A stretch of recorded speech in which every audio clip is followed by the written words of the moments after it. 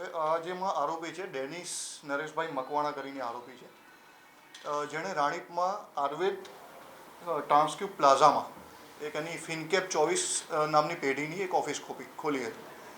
એ ઓફિસના નામે અમુક ડોક્યુમેન્ટ્સ બનાવીને લોકોને વોટ્સએપ કરતો હતો અને એ વોટ્સએપમાં એ લોભામણી જાહેરાતો આપતો કે જેમ કે 100 મહિનામાં 25% રિટર્ન સાથેનું તમને મળશે. એવી જાહેરાતોમાં ઘણા ભોગ બનનારને ફસાવેલા છે. આ કામનો જે ફરિયાદી છે તેણે 1/8/2023થી લઈને અત્યાર સુધીમાં કુલ 11,62,238 રૂપિયાનું રોકાણ એ પેઢીની અંદર કરેલ છે. આ ઉપરાંત અન્ય પણ 2 ભોગ બનનાર અમને મળી આવ્યા છે અને તે કુલ મળી 24,92,148 રૂપિયાનું રોકાણ આ આરોપી જોડે કરેલું છે અને આરોપી તરફથી અત્યાર સુધી તેઓને કોઈ પણ મૂડી કે વળતર આપેલ નથી અને આ ઓફિસ તેણે બંધ કરી દીધેલ છે.